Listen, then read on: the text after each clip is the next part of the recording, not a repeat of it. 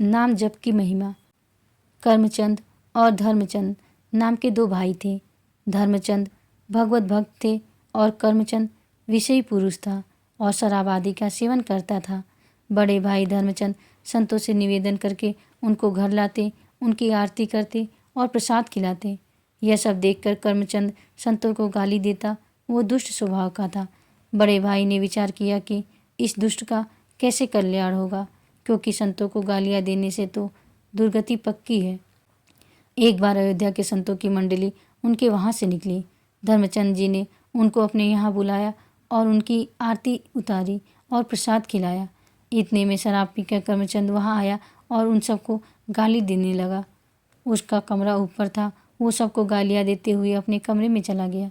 संतों ने धर्मचंद जी से कहा, आप तो हमें आदरपूर्वक लाए थे, लेकिन यह कौन है?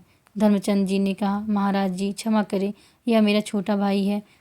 गलत संग से इसकी दुर्दशा हो गई है। उन्होंने पूछा, महाराज क्या इसका कल्याण हो सकता है? संतों ने कहा, पक्का हो जाएगा, आप चिंता मत करो। उनमें से एक संत हिष्ट पुष्ट थे। वो ऊपर गए, दरवाज़ा खटखटाया।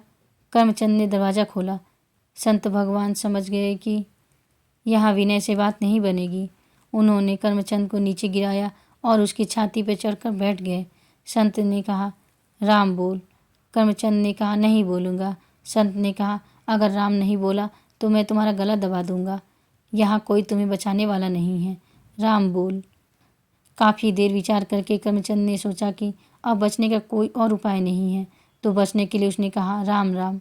संत उसके ऊपर से हट गए और बोले, बेटा इस नाम की कीमत कभी मत लेना, इसे बेचना मत। कुछ दिन सारे पापों का फल कर्मचंद को मिला। उसे जानलेवा रोग हुआ और उसकी मृत्यु हो गई। कर्मचंद यमराज के दरबार में पहुंचा। यमराज ने जब उसका लेखा जोखा देखा तो केवल पाप ही पाप थे। बस 2 बार उसने किसी संत की कृपा से राम राम बोला था। यमराज ने बोला कि यह राम नाम जपना ही एकमात्र पुण्य है तुम्हारा, क्या लोगे इस राम नाम के बदले में? कर्मचंद को उन संत की बात याद रही कि बेटा इस राम नाम के फल को बेचना नहीं।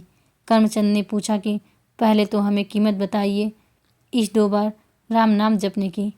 यमराज जी फंस गए। यमराज जी ने सोचा कि भगवान के नाम की कीमत लगाने से तो बहुत बड़ा अपराध बन जाएगा।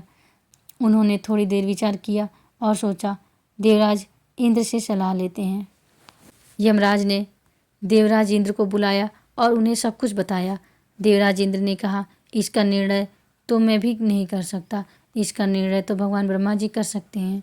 कर्मचंद बहुत चतुर था, उसको भी नाम की महिमा समझ आने लगी।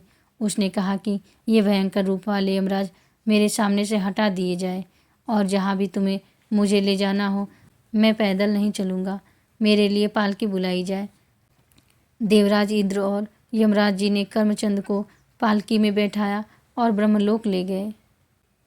ब्रह्मा जी ने पूछा कि क्या पुण्य है इस जीवात्मा का कि आप दोनों स्वयं इसे पालकी में बिठा कर लाए हैं?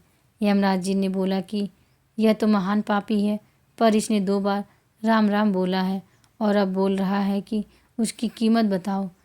ब्रह्मा जी भी सर खुजलाने लगे, क्योंकि राम नाम की कीमत वो भी कैसे ही बता दे। ब्रह्मा जी ने कहा, राम नाम की महिमा को भगवान शिव जानते हैं। हम सब कैलाश चलते हैं और शिव जी से नाम की महिमा सुनते हैं। वो पापी जीवात्मा ब्रह्मलोक में सुख प्राप्त करके बहुत ही प्रसन्न था।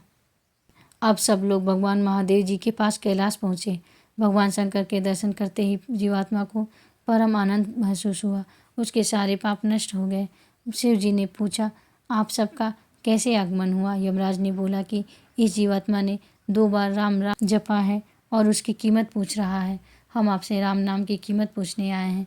शिव जी ने कहा, रा कहकर मैं हलाहल विष को पी गया और म कहकर उसको अपने कंठ में रोक लिया। मैं भी रात दिन राम नाम ही जपता हूँ और इसी राम नाम से काशी में मरे हुए जीवों को मोक्ष प्रदान करता हूँ, पर राम नाम की कीमत बताने की तो मेरी सामर्थ्य नहीं है। उन्होंने बोला, सीधे साकेत धाम चला जाए और सीधे श्री राम जी से ही इसकी कीमत पूछी जाए। जीवात्मा को बहुत आनंद प्राप्त हुआ। सब लोग जीवात्मा को दूल्हे की तरह लेकर साकेत धाम पहुँचे। भगवान श्री राम ने पूछा, कैसे आगमन हुआ? यमराज जी ने बताया कि प्रभु ये जीवात्मा बहुत पापी है, लेकिन इसने आपके एक प्रेमिक महात्मा के कहने पर 2 बार राम राम जपा है और अब ये उसकी कीमत पूछ रहा है। भगवान श्री राम ने कहा, इसको मेरी गोद में बिठाओ। भगवान श्री राम ने उस जीवात्मा को अपनी गोद में बिठाया और उसको दुलार करते हुए कहा कि कीमत तो मैं भी नहीं बता सकता, पर महिमा आप देख लो, ये पापी होते हुए भी मेरी गोद में बैठा है। राम नाम की महिमा देखो कि शराब पीने वाला कुमारगामी जीव जो संत द्रोह करता था, एक संत की अहेतु की कृपा से उसने केवल 2 बार राम नाम जपा तो खुद श्री राम ने उसे अपनी गोद में बिठाया और दुलार कर रहे हैं। यह अविश्वास ना करे कि क्या 2-4 बार नाम जपने से भगवत प्राप्ति हो जाएगी या नहीं। एक ही नाम काफ़ी है भगवत प्राप्ति करवाने के लिए। अगर नाम जप के साथ कोई अपराध न बने तो प्रभु के नाम में रस आ जाएगा।